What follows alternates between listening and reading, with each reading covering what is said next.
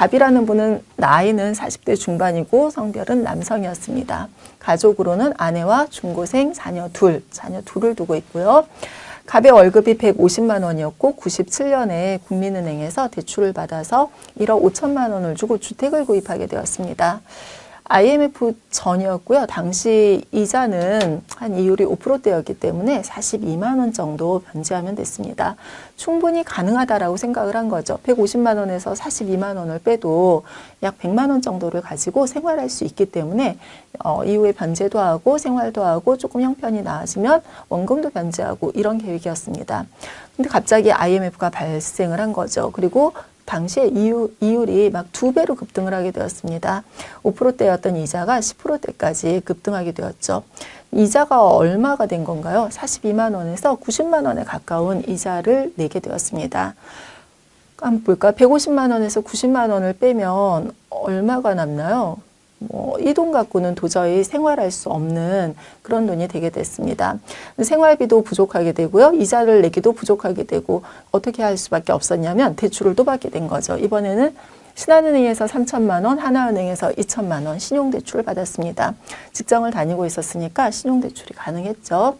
이렇게 신용대출을 받고 난 이후에 그러면은 이 신용대출 받은 거에 대한 또 뭐가 쌓이는 건가요? 이자가 또 쌓이게 되는 거죠. 그래서 이자는 더욱 늘어나게 되었고요. 갑은 주택을 매도하고자 했으나 당시 집도 팔리지 않았습니다. 주택이 팔리지 않았고요. 싸게 내놓아도 팔리지 않았습니다. 더구나 갑이 다니던 회사가 마침내 부도가 나게 됐습니다. 더 이상 수입원이 없게 된 거죠. 결국 집에는 경매가 들어왔고요. 당시 굉장히 헐값으로 매각이 되었습니다. 9천만 원에 매각이 되었고요. 그동안 국민은행 채무는 이자를 변제하고 있지 못했기 때문에 1억 2천만 원까지 늘어나게 되었고요. 지인한테도 5천만 원을 빌렸기 때문에 또 채무 총합, 아까 저기에는 신한은행과 하나은행의 채무 총합이 약 1억 3천만 원까지 되었습니다. 매각 대금에서 국민은행이 9천만 원 갖고 가고도 나머지 채무가 1억 3천만 원이 된 거죠. 갑이 얼른 취업을 해서 갚고자 했으나 경기가 좋지 않았기 때문에 당시에 다 구조조정하고 이랬기 때문에 일자리 구할 수 없었습니다. 또 가까스로 조금 작은 회사에 들어간다 하더라도 채권자들이 추심이 들어오기 때문에 제대로 된 직장에 다닐 수 없는 이러한 상황이 되었습니다.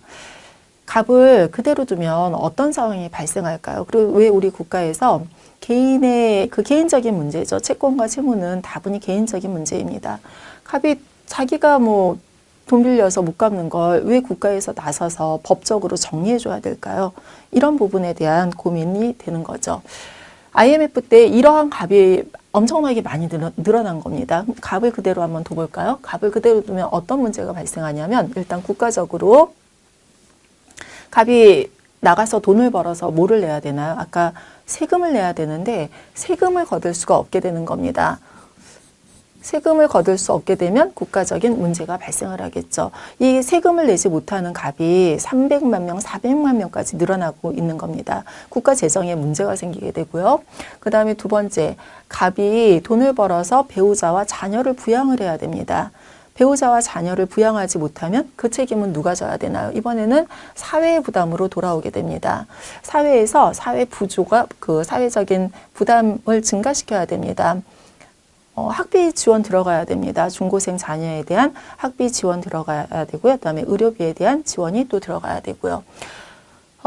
그리고 개인적으로도 일을 할 수 있어야 되는데 일을 하지 못하기 때문에 이러한 것들이 다 필요하게 됐습니다. 뭐가 필요하게 됐냐면 갑이 결국은 갚지 못할 자라면 그거를 아까 우리가 뭐라고 이야기했냐면 지급불능이라고 이야기했습니다.